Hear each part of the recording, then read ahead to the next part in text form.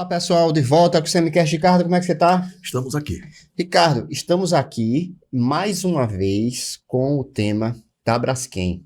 É uma das... É porque a cidade continua afundando, né? Exatamente. E a gente sempre conversou sobre isso. Enquanto tiver o assunto, a gente está aqui discutindo, entendeu? É um compromisso nosso, com todos, né? Hoje a gente traz o presidente da Associação dos Empreendedores, Alexandre Sampaio. Tudo bom, Alexandre? Como é que você está? Tudo bem, muito obrigado por ter nos recebendo aqui. Alexandre, você está aqui por vários motivos. Para contar a história de quem empreendia naquela região e hoje, infelizmente, teve que sair de lá, quer dizer, uma punição dupla, né? Sai da casa, sai o seu negócio. Mas você está aqui também porque você foi processado por quem deveria agir contra os agressores, né? Entre aspas, eu digo agressores, a Braskem, né? E você que é vítima está sendo processado por essas instituições. Queria que você falasse, Alexandre, da associação e que você contasse que história é essa. Seja bem-vindo. Obrigado, Ricardo, Carlos. É um prazer muito grande estar aqui. Eu acho que junto com o Ricardo Couto, estar sendo entrevistado por vocês é um privilégio aqui pela história que vocês fazem no jornalismo de Alagoas e do Brasil. Bom, a gente criou a associação ainda no dia 12 de fevereiro de 2019. Na época, a imprensa e as autoridades só falavam dos moradores. E havia um grupo que sentia muito mais fortemente o baque daquela tragédia que se anunciava, que eram as empresas, assim. A pessoa pode continuar morando um tempo ali, até que foi expulsa, mas a empresa sentiu imediatamente. Eu lembro que eu vim dar uma entrevista no Ricardo Mota, ainda quando ele estava na Pajuçara, quando um senador da República disse que o problema era a mineração e que haveria necessidade de uma evacuação rápida dos bairros. Foi o Rodrigo Cunha na época. E isso causou um caos completo no bairro. Imediatamente os negócios pararam, travaram. E aí o que a gente percebeu é que a condução das autoridades, de uma maneira geral, dessa tragédia, ela amplificou o problema ao invés de ajudar as vítimas. Isso foi uma coisa geral. As autoridades do município, do estado, da defesa civil, os deputados, os senadores, ninguém conseguiu entender a dimensão real dessa tragédia e isso repercutiu muito, né, nas empresas principalmente. A primeira empresa a fechar foi a sua, não é? A minha foi a primeira empresa. Eu fui as minhas empresas, eu tinha 3 empresas, uma imobiliária, uma clínica que pertencia à minha esposa de psicologia e nutrição e uma empresa de marketing. A imobiliária, entre 2018 e desde o terremoto de março de 2018 até quando a gente criou a associação, a gente perdeu todos os corretores e todos os clientes. Óbvio, quem é que vai comprar imóvel no bairro que está rachando e com terremoto? A minha esposa tinha fila de espera de pacientes, ela é psicóloga, e de repente, sem entender direito, começou a escassear, ela ficar tardes inteiras sem paciente, sem nada, e a gente começou a entender que estava um problema mais grave, e se a gente não saísse logo, a gente ia quebrar muito mais rápido. Então, a gente também tomou uma decisão difícil. Eu já era o presidente da associação dos empreendedores. Né? Na época se chamava Associação dos Empreendedores do Pinheiro. Depois a gente começou a ter uma atuação mais ampla e a gente mudou o nome para Associação dos Empreendedores e Vítimas da Mineração. E aí a gente criou essa associação, saímos ainda, eu me lembro que a gente fez uma mudança no Carnaval de 2019 e começamos a batalhar. Para a gente ter um lugar de voz, Ricardo, foi difícil, porque ninguém... Eu cheguei a ouvir de uma procuradora da República que ela não sabia que havia tantas empresas no bairro do Pinheiro. Nos 5 bairros são mais de 6 mil negócios, formais 6 mil negócios. E informais. Tem 95... Fora, né? Tem muita gente de fora, na verdade, do Ministério Público, passa concurso, enfim, que não conhece a cidade. Não conhece. Né? 95% dessas empresas são familiares e as famílias dependem exclusivamente do que esses negócios geram. Eu morei ali perto, na Belo Horizonte, não sei se você lembra, tinha, assim, a padaria lá, Do Disseu? Do Disseu, era padaria, morava a família dele lá, ele, enfim. E era um negócio familiar, né? Já tinham vindo, acho que São José da Laje. Então. Ou seja, eram várias famílias nessa situação. Era o negócio e a moradia ali, né? Exato. Então, nós começamos a fazer uma mobilização, a gente ia nos ministérios públicos, em 2019, de repente, os ministérios públicos silenciaram. E quando foi no iniciozinho de 2020, ficamos sabendo, foi convocada uma audiência, onde nós não pudemos falar, só pudemos escrever para dizer do primeiro acordo. Quando eu li o primeiro... Já para contar do acordo. Já para contar do acordo. Uhum.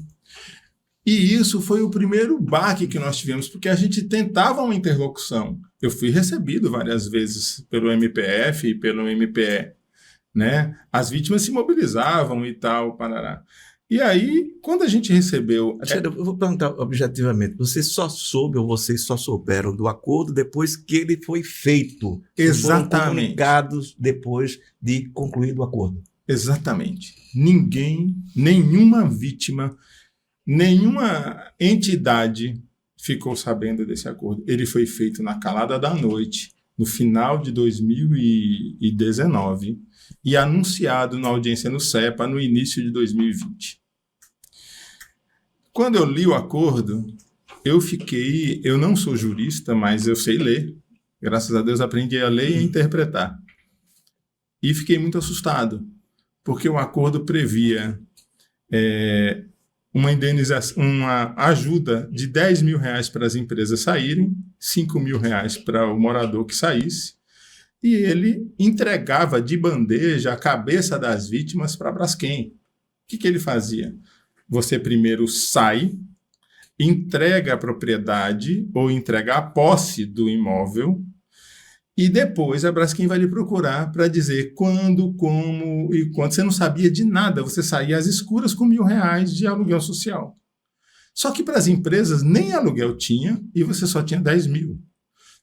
Então, foi um absurdo completo e que esse acordo ignorou a complexidade social, a trama social que existe em um bairro, e mais ainda em vários bairros. Ignorou, na época, as escolas, os estudantes, os trabalhadores, outras vítimas além dos moradores. E as empresas, mais ainda. Nós passamos praticamente um ano inteiro dando entrevista, tentando um lugar, convencendo a imprensa de que a gente não era rico e que a gente precisava ser ouvido pelas autoridades para recompor as perdas e tal. E foi difícil. E eu vou lhe dizer, assim, aí criamos o MOVIB, ajudamos a nossa associação ajudou a criar o Movimento Unificado das Vítimas.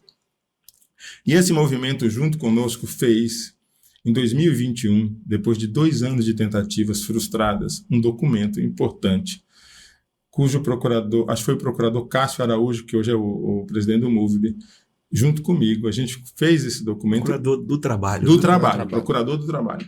E nós fizemos um pedido formal de autocomposição ao Ministério Público Estadual e ao Ministério Público Federal. Que pedido foi esse?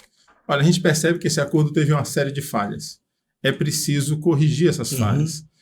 E aí a gente... Ou seja, era possível mesmo aquele acordo, se corrigido, você fazer alguma justiça. É isso? Sim, exato. Então, eu entendo, e até conversando com o defensor público Ricardo Melro, que é a única autoridade do estado de Alagoas, sem exceção. A única autoridade. Vocês conhecem aquela história de Sodoma e Gomorra?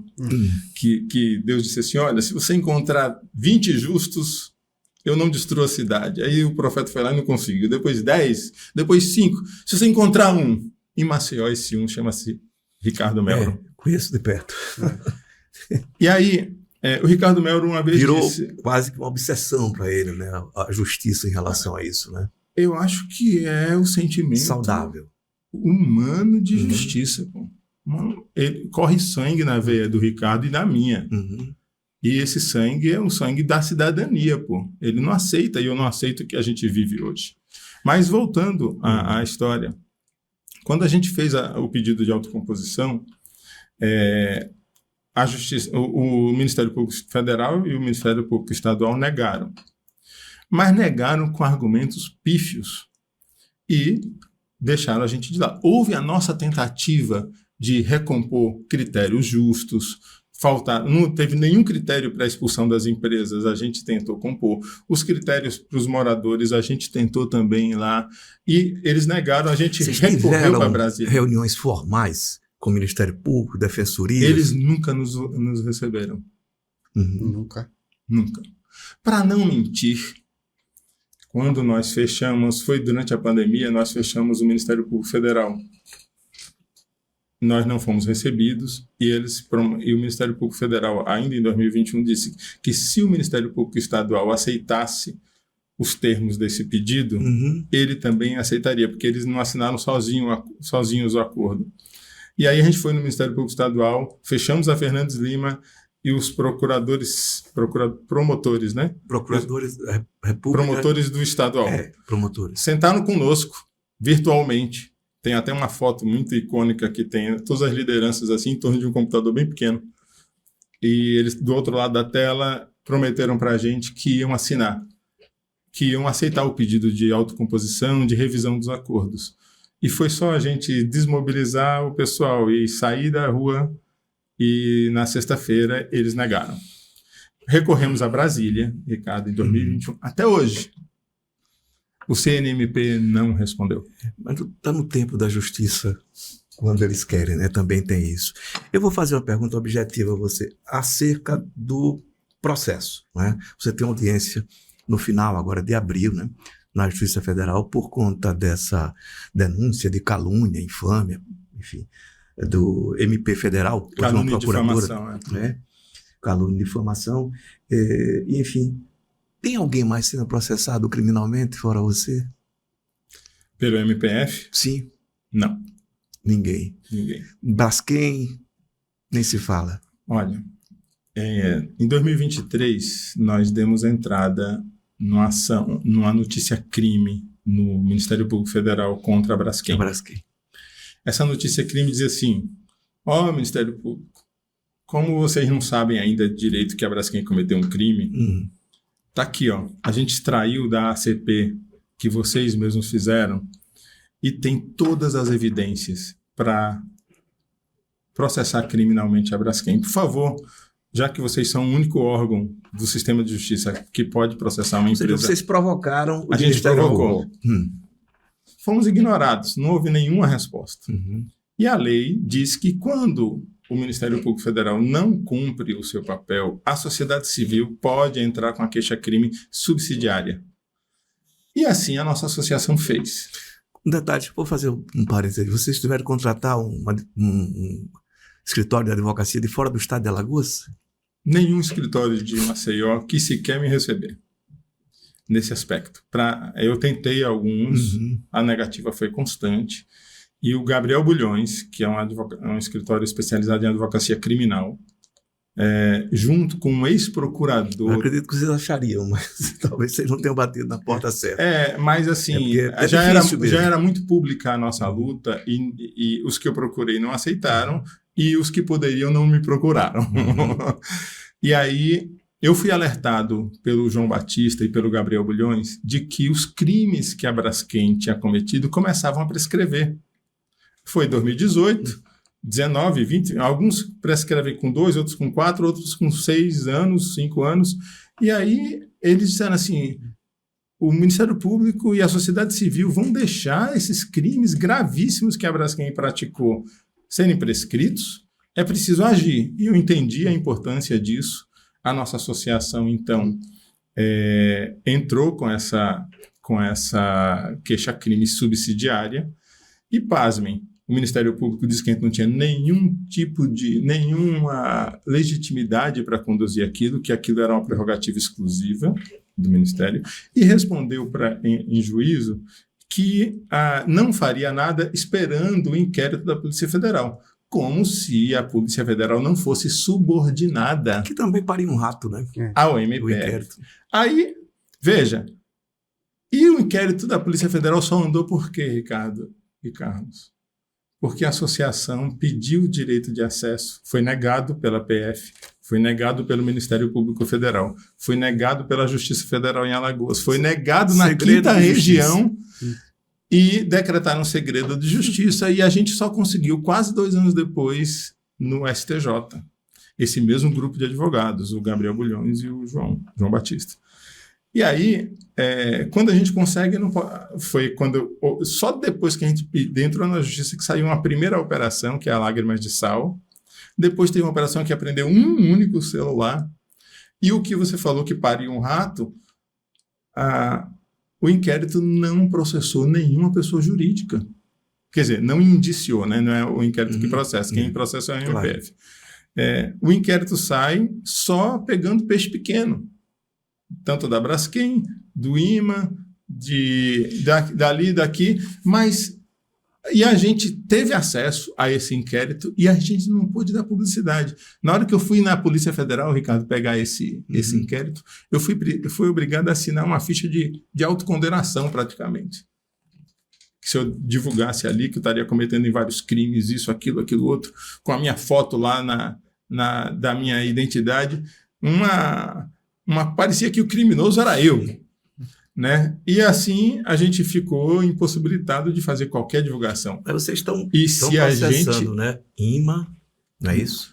CPRM. Nós entramos com a queixa-crime contra a Braskem, IMA, ANM, a Agência Nacional de Mineração e Banco Nacional de Desenvolvimento. BNDES. O BNDES emprestou mais de 7 bilhões de reais para uma atividade sem nenhum EIA. Sem nenhum estudo de impacto ambiental. Nunca a Braskem fez um EIA. Nem depois que a lei obrigou. Foi só um copiou. A Braskem sempre foi amiga do poder aqui, né? Do poder e dos poderosos, diga-se passagem. Né? Então, veja que contradição. A nossa queixa-crime foi negada em Alagoas, negada no Tribunal negada pelo juiz, pela Justiça Federal em Alagoas. Recorremos ao TRF5. Negado. Recife. Fizemos uma série de embargos declaratórios, que é quando você fala assim, juiz, veja se você não poderia reformar, talvez você não tenha entendido direito e tal, não sei o que lá. Negados os embargos. E agora a gente está indo para a STJ e para o STF. Porque não é possível que o maior crime socioambiental do mundo em área urbana... Por crime ambiental. Crime pela lei do poluidor-pagador. Não é só a pessoa física. Processar pessoas físicas, como você fala, é parir um rato. Porque o principal é imputar a responsabilidade criminal pelo maior crime socioambiental do mundo em área urbana para quem cometeu esse crime e para quem escondeu e ajudou que ele ganhasse gravidade, que no caso o IMA, a ANM, e para quem financiou, que é o Banco Nacional de Desenvolvimento. E aí, contraditoriamente, esse processo se arrasta, sequer foi aceito ainda. Portanto, eu não posso nem dizer, a gente está tentando processar, porque a Justiça não aceitou ainda o processo. Contraditoriamente, o MPF, a quem cabia processar criminalmente a Braskem, e também os indiciados pela Polícia Federal, que o MPF já recebeu a lista dos indiciados da PF, contraditoriamente, nenhum desses foi sequer ainda processado.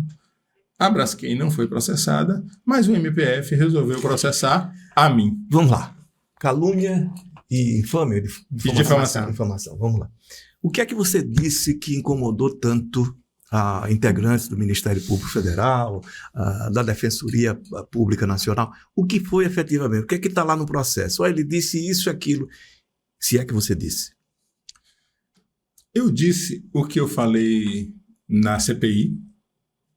Eu disse o que o senador Rogério Carvalho falou. Que foi outra frustração também. Aquela CPI. A CPI foi um mico ordenado pelo governo para poupar a Braskem e o Ministério e os Ministérios Públicos. O que eu disse, Ricardo, foi basicamente o seguinte: a Braskem, ela cometeu o crime geológico e arquitetou um falso arcabouço legal com a omissão dos ministérios públicos e das autoridades constituídas. Você do acusou sistema de omissão. as instituições, é isso? E com esse falso arcabouço legal, ela... Tá perdido. Você está perdido. Ela se blindou. A Braskem se blindou. Então, veja, como é que pode o maior crime socioambiental do mundo não ter sequer ainda... Mariana, a Polícia Federal em Mariana, junto com o Ministério Público Federal da região lá de Minas Gerais, em 1 ano concluíram o inquérito e processaram os responsáveis. Pessoas físicas e jurídicas. Isso. Aqui, 2018 para 2025 são 7 anos. E o inquérito só foi concluído, eu posso afirmar, porque a Associação dos Empreendedores e Vítimas da Mineração teve acesso em Brasília e no STJ. Porque se a gente não ficasse futucando lá, ia demorar mais um tempo. E a quem cabe cobrar da Polícia Federal? Quem é o órgão regulador da Polícia Federal? O Ministério Público Federal. Daí é o Ministério da Justiça, né? Que é né? Esse sistema aí de... A Polícia Federal, ela está regulada como o MPE regula a Polícia Estadual também. Ele que... Assim, regula, eu digo, fiscaliza, mais ou menos. Cobra, né? Cobra. Das instituições. E tem esse poder de cobrar instituições. Tem esse poder de dizer assim, faça... Porque não é uma subordinação, né? Eles, em tese... É um papel fiscalizador. Fiscalizador. Né? Então, assim, o que eu disse basicamente foi isso. E eu, Ricardo, na CPI, eu falei o seguinte, há um forte indício que precisa ser investigado de que a Braskem montou uma organização criminosa com o aparato do sistema de justiça para deixar de pagar 30 bilhões de reais às vítimas. Nenhum empreendedor recebeu dano moral. E eu ouvi dizer que empresa não sofre. Como se por trás de cada empresa, aqui é uma empresa, não existe sim. Ricardo e Carlos e todos os funcionários. Então, como é que... E mesmo a gente provocando... Alexandre, foi um desabafo?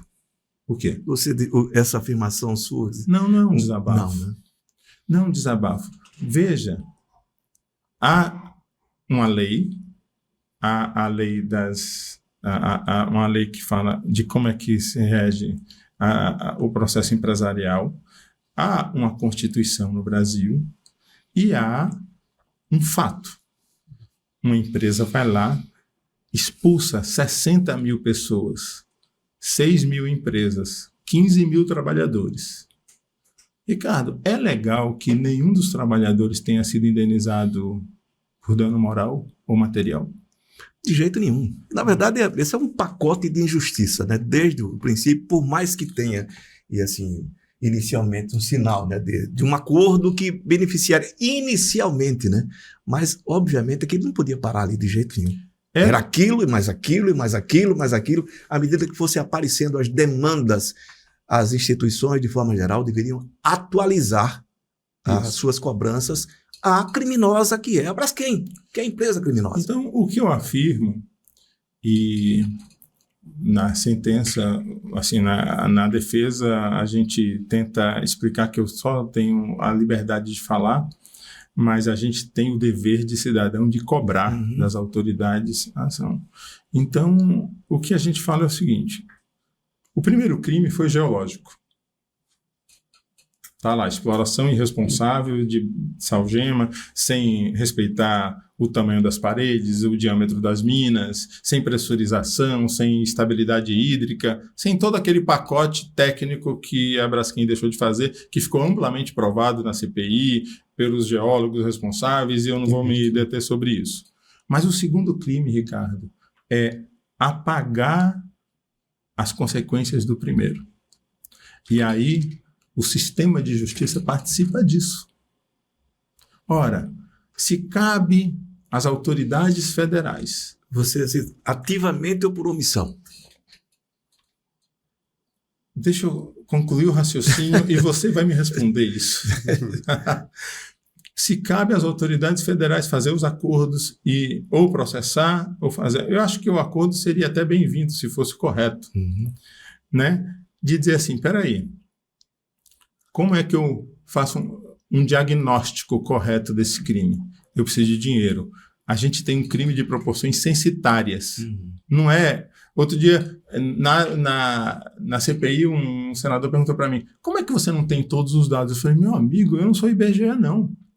Né? Então, sendo um crime de proporções censitárias, era preciso que os ministérios públicos que assinaram o acordo, junto com as defensorias, exigissem uma verba que fosse depositada numa conta independente para fazer um diagnóstico. Foi a ideia inicial, né? Mas daquele não foi bloqueio, isso. né? Não, eu sei, daquele bloqueio inicial que sim. o Otávio Noronha... Então, enfim, se houvesse desfez, né? a verba aplicada numa conta, colocada numa conta isenta, e junto com a sociedade civil organizada, se contratar um Instituto Caritas, se contratar o IBGE, ou qualquer grande órgão, a Universidade Federal da USP ou do Rio de Janeiro, para fazer um diagnóstico completo e aí sim amparar as vítimas com dados reais, para que a gente pudesse ter elementos materiais para comprovar o dano moral e o dano material que todas as vítimas tiveram, então a gente teria aí uma atuação ativa em favor da justiça. O que é que os ministérios públicos fizeram, Ricardo? Fizeram um acordo socioambiental. Primeiro, negaram a composição da gente, portanto, mantiveram aquele saia, vai negociar sozinho quando um crime dessa proporção exigiria a união para negociar em bloco. Deixou a formiguinha negociando com o elefante. Beleza. Aí vai para o acordo socioambiental. O acordo socioambiental previu as verbas de danos extrapatrimoniais antes do diagnóstico. Você vai no médico e ele diz qual é a sua doença só quando está olhando para você, pô, antes de fazer um diagnóstico completo, exame de sangue, de imagem, o que for? Não. Claro. É uma irresponsabilidade. Então, no acordo socioambiental... Você acha que, no final das contas, houve pressa demais para o acordo e depois um esquecimento do que foi feito? É isso? Se deixa para lá, está resolvido? Essa foi a tentativa. Só que algumas pessoas não aceitaram, entre elas a nossa associação. E o fato de a gente estar o tempo inteiro cobrando isso incomoda muito o sistema de justiça do Estado de Alagoas. Porque, no final das contas, esse acordo já trouxe duas empresas previamente aprovadas no acordo, a Tetra Tech e a Diagonal, que trabalhavam para a Braskem. A agência Tatu aqui de Alagoas mostrou que um membro do conselho... Sim. De acionistas da Braskem era sócio até 2018 dessas empresas. E elas foram aceitas pelos ministérios públicos para fazerem um diagnóstico limitado aos valores previstos no acordo. Ou seja, foi um arrumadinho. E isso é grave. A agência Tatu, a gente denunciou isso e nunca foi feito nada. Deixa eu fazer uma pergunta. Houve os acordos assinados, né, com os moradores do Pinheiro e dos outros bairros atingidos. Há algum acordo com os empresários assinados? Alguns empresários assinaram acordos com a Braskem, aceitação do dano? Veja bem, eu vou falar por mim e eu, assim, os meus casos, as três empresas representam exatamente o que aconteceu. A associação tentou esse acordo para que fosse uma coisa estabelecida, para que a gente tivesse o aval do MPF para garantir critérios mínimos. Lucro cessante, dano material emergente, indenização trabalhista daquelas pessoas que a partir de 2018 foram demitidas das empresas, aí indenização do ponto comercial, que na verdade é uma composição ali da formação da sua marca, do ponto e tudo mais. E isso tudo, quando muito, aconteceu de forma pueril para as empresas da nossa associação, que eram apenas 100. As outras não receberam dessa forma. E eu digo isso porque teve gente que saiu da associação, porque a Braskem, na época, eu falei sobre isso na CPI, perguntaram como é que você diz que representa 6 mil empreendedores se você só tem 100 associados? Aí a gente tinha quase 1.000 associados no início, mas quando a Braskem firmou um acordo que disse que ia pagar 5% de honorários advocatícios para os advogados, ela esvaziou praticamente todo o movimento que havia jurídico de atuar em bloco. Aí a gente tinha feito um acordo com o escritório que cobrava 15%, já abaixo do que normalmente se cobra. Aí muita gente disse, não, se a Braskem pagar 5%, eu vou para Aí entrou na ratoeira. Ou seja, a maioria das empresas recebeu muito abaixo do que as empresas da associação receberam, e nós já recebemos muito abaixo do que deveria ser recebido. Vocês pedem hoje, continuam cobrando uma complementação daquilo que foi pago e que não é justo. É isso? Nenhuma empresa, nenhum sócio de empresa, nem empreendedor formal ou informal recebeu dano moral. E nós fomos os que mais sofremos, sem querer competir no sofrimento com o morador. Não é isso. Isso não se calcula. Não se calcula. Quando eu digo sofrer, porque assim foram uma dupla perda. A perda da empresa, do negócio, do sustento da família e, consequentemente, da moradia e de tudo que vem depois. Tá? Então, a gente cobra isso. Só que a gente cobra também que esses critérios... Porque há a Receita Federal ela é muito... dura, você sabe muito bem, com as empresas. Então... Com todo mundo. Com todo mundo. Então, o que com todo mundo que não é muito rico. Que eu vi na audiência na Assembleia Legislativa com a Braskem? Se vocês nos apresentarem toda a sua declaração legal, nós indenizamos. Eu falei, e vocês que têm o seu presidente preso nos Estados Unidos por corrupção? Estão falando o que comigo sobre isso? Vamos encarar a realidade como ela é. Né? Então, a gente buscava outras formas de auferição dos lucros e dos ganhos que as empresas tinham para ter uma indenização justa. Isso nunca veio, e eu posso afirmar pela minha empresa, a gente praticamente recebeu 1/5 do que deveria receber, as 3 empresas que a gente tinha. Quando a gente foi fechar a última negociação, a minha esposa caiu no choro. E essa última negociação, Ricardo, aconteceu dentro do Ministério Público Estadual. Você sabe o que a Braskem disse na frente dos promotores? Por que vocês estão dizendo que eles estão certos se vocês assinaram um acordo? Eu vi isso dentro do Ministério Público Estadual, na negociação que a gente estava tendo. E aí eu falei para eles, tá? Olha a ratoeira que vocês criaram para a gente. Nem vocês mesmos reconhecendo os direitos que nós temos, num esforço importante para tentar restabelecer a justiça para 3 empresas, conseguem fazer frente porque vocês criaram esse problema. Então eu acho muito grave a maneira como as autoridades do judiciário conduziram essa crise. A forma como eles conduziram favoreceu única e exclusivamente a Braskem. E aí, quando eu digo que o primeiro crime foi geológico e o segundo crime foi o apagamento da existência das vítimas através da não realização de um diagnóstico correto e da não definição de critérios, apesar de a gente ter pedido insistentemente isso, significa que as autoridades do judiciário tomaram o partido da Braskem e não das vítimas. E a aceleração, eu comecei a ser processado pelo MPF em setembro, outubro do ano passado. A audiência única já vai ser no final desse mês. E já faz 7 anos que houve o terremoto, já são 7 anos que não se conclui, não se processa ninguém. Uma pergunta, muito escandaloso isso, Ricardo. Você também acho. E eu já passei por isso, essa agilidade quando efetivamente interessa. Você é a única pessoa que está sendo processada criminalmente hoje, no caso Braskem? Veja, eu hoje recebo... nós fizemos uma manifestação no final de 2023, eu acho, em frente à Braskem. Aí ela entrou com uma liminar por esbulho, alguma coisa assim. Eu lembro. Para Medeiro, né? Exatamente, para poder a gente sair lá da frente e desocupar a fábrica. Essa liminar perdeu o objeto quando a gente desocupou a fábrica. Mas o processo continua até hoje. E o escritório de advocacia que atende a Braskem me chamou uma vez e propôs um acordo que eu divulguei na imprensa, eu depois nem continuei falando com eles, que a gente teria que manter uma distância de 10 quilômetros para qualquer processo, qualquer ato, que organizado ou não por nós, atrapalhasse a Braskem, eu ia ter que ir para Aracaju, pô.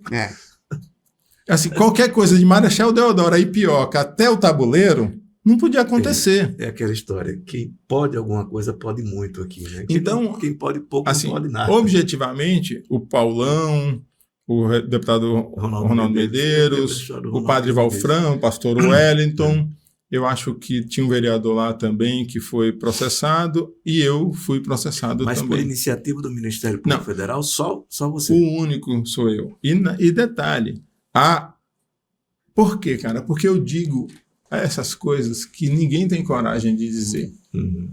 E agora o que eu quero dizer é que assim, eu não tenho absolutamente nada pessoal contra nenhum procurador, nenhum promotor. Se eu encontrar no elevador, eu trato bem. Se eu encontrar numa mesa de bar ou num restaurante, para mim, não são inimigos meus e eu não tenho nenhuma intenção, nunca tive nem terei, Ricardo, de desabonar, de difamar ou de caluniar ninguém. A minha cobrança é institucional. A minha cobrança é por cidadania, que nós perdemos a cidadania em Alagoas, em Maceió. E aí, só para finalizar a sua pergunta sobre o inquérito, hoje há uma tentativa também do Ministério Público de promotores do Ministério Público Estadual. Eu estou sendo interpelado judicialmente por 5 funcionários públicos do Ministério Público Estadual que querem que eu diga que eu queria falar sobre eles. Eu não quero falar sobre eles. E nem vou citá-los, porque não é a intenção. Nossa intenção não é detratar nominar, ninguém. Né? A nossa cobrança é por cidadania, é pelo restabelecimento da ordem constitucional no estado de Alagoas. É o Estado democrático de direito que está sendo seriamente violado no nosso estado. Essa é a cobrança da Associação dos Empreendedores Vítimas. O Disseu Buarque da padaria mandou uma carta para mim que eu fiquei emocionado ontem. Ele disse: Alexandre, se o Ministério Público Federal está processando você, ele tem que abrir o processo contra 60 mil vítimas. Porque o que você diz é o que todos nós pensamos, é o que todos nós sentimos e é sobre o que todos nós fomos vitimados. Alexandre, vou fazer uma última pergunta, depois eu passo para o Ricardo para ele finalizar.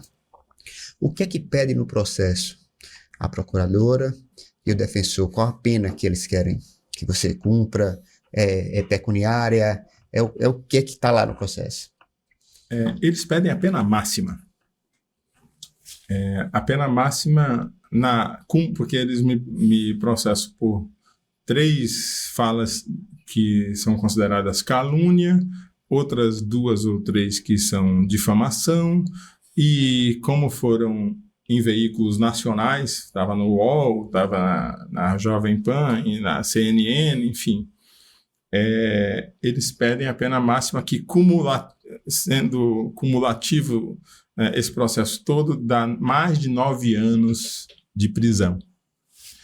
E eu até fazia ontem algumas perguntas para os nossos advogados, e se isso pode gerar algum tipo, é uma preocupação da nossa família também, se isso ia gerar algum tipo de penalidade financeira, alguma multa, e ela pode ser de 1/30 de um salário mínimo, então daria em torno de R$50, até 5 vezes um salário mínimo vezes 360. Portanto, pode passar de 1 milhão. E aí, para mim e para a avaliação dos nossos advogados e para a avaliação de vários integrantes da sociedade civil organizada, essa ação é escandalosamente uma tentativa de silenciamento. E ao invés, como uma vez eu estava com o Ricardo Melro, eu não gostava da atuação da DPE também. Em 2023, a DPE mudou um pouco a postura e eu fui convidado para uma reunião. E eu estava desconfiado, falei, eu não quero andar, eu não quero ser manipulado por ninguém nesse tipo de coisa, já estou cansado. E aí eu sentei, antes da reunião começar, eu lembro que eu sentei assim, olho no olho com ele e disse assim, cara, qual é a sua? porque a gente sabe que você assinou o primeiro acordo. Aí ele, humilde e corajosamente, disse: Alexandre, eu não tenho compromisso com o erro. Naquele momento, era o melhor que eu enxergava fazer. E eu acredito... É emergência, né? Eu acredito no Ricardo e acredito nos promotores e defensores e procuradores que agiram na força da ocasião, da emergência, assim. Mas, cara, por que não fizeram? Por que uma vez passada a crise, não atenderam aos pedidos das associações? Só lembrando, né, tem uma outra ação da Defensoria pedindo exatamente a revisão desses valores, né? Está com o doutor André Granja, né?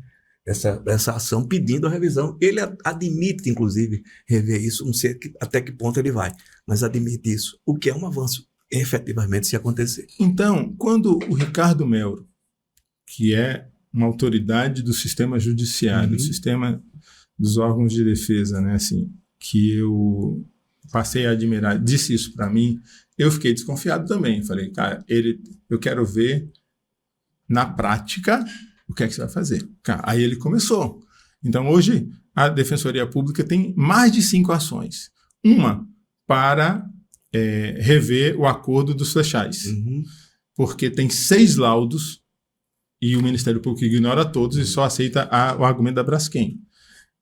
Ele está pedindo a revisão dos danos morais de todos os moradores afetados que foram expulsos pela Braskem. Veja, se a Defensoria Pública do Estado está pedindo revisão dos morais, o que eu estou dizendo de errado? Se o senador da República na CPI, que é o Rogério Carvalho, ao ler o relatório final, diz, abre aspas, os órgãos de justiça falharam no apoio às vítimas. Os acordos precisam ser revistos. Se você ouve o relatório final ou lê o relatório final, tá. Então o Ministério Público também tem que processar os senadores da CPI, tem que processar o Ricardo Melro e tem que processar todo mundo que está reclamando disso. Não dei a ideia, não. Eu sei, eu entendo. É só uma provocação. Realmente eu acho, enfim, uma coisa sem sentido. Efetivamente, como você disse, se a sua colocação é no sentido de que vocês continuam prejudicados como todos os moradores ali continuam prejudicados. Isso precisa ser revisto. Você está preparado para arrastar isso? Tem 5 anos, né? 5, 6 anos. Para alguns anos aí, sei lá, você falando do cabelo. Se você ainda tiver cabelo daqui a 20 anos, ver o resultado disso? Bom.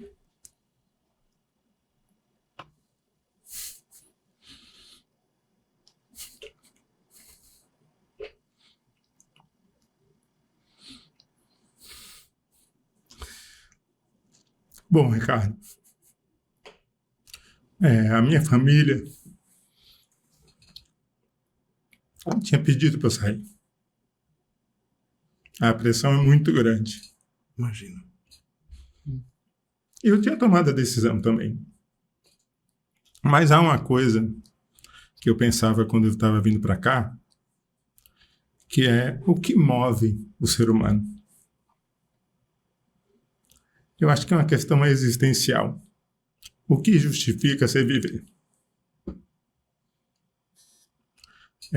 Talvez um funcionário público que esteja atrás de um birô, né, a frieza do ar-condicionado de uma sala isenta, não tenha noção do sofrimento das pessoas. Eu tenho. Da minha família, mas das pessoas que estão lá. Eu conheço pessoas que se suicidaram. E sou solidário às famílias. Eu conheço as pessoas que pensaram em se matar e que eu ajudei e que outras pessoas ajudaram.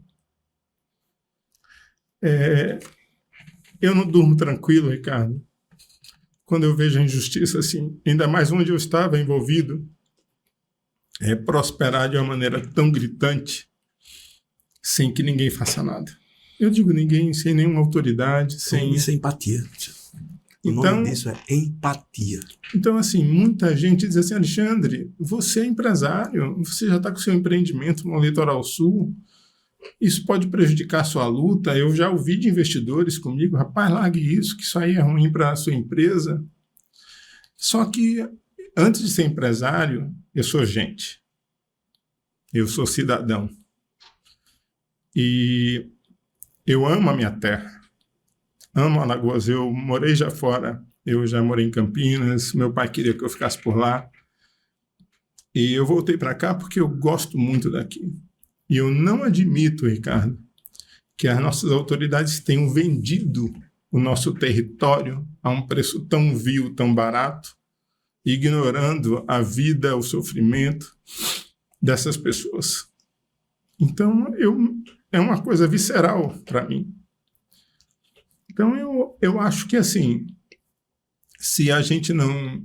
Eu já tentei ir na ONU, mas se a gente não conseguir, no STJ, criminalizar a Braskem, e não é uma coisa pessoal, é uma coisa de justiça. A gente vê o mundo desabando, a crise climática, assim, os últimos 100 anos de desenvolvimento desenfreado das indústrias da ignorância em relação à sensibilidade que a natureza tem pela ação humana, está destruindo o planeta, pô. Está destruindo a terra da gente e destruiu a minha terra. Isso, para mim, é muito, muito caro. Então, assim, eu não vou descansar. Eu acho que essa ação do MPF surtiu um efeito contrário. Porque a minha família e meus amigos e os investidores comigo disseram assim, Alexandre, descanse sobre isso. Eu já estava decidido a fazê-lo. Mas agora eles estão me processando. E eu tenho que vir a público e falar do escândalo que é esse processo. Falar que a gente não vai se calar, que a gente não vai descansar, e que se a gente perder no STJ e no Supremo, nós vamos para a Corte Interamericana de Direitos Humanos, nós vamos para a ONU, e a gente vai responsabilizar o Estado brasileiro e a Braskem pelo crime horroroso que ela está fazendo e pela omissão gritante e também violenta do Estado quando ignora a existência das vítimas e favorece a Braskem. Alexandre, queria agradecer a sua presença, a sua emoção, sua sinceridade. Obrigado por tudo, por compartilhar essa história com a gente. E sua valentia também. Exatamente. Coragem, né? Obrigado por tudo, entendeu? Ricardo, obrigado. Boa sorte aí. Boa sorte. Eu que agradeço. Continuamos aqui. Incomodando. Sempre. Grande abraço, pessoal. Um abraço.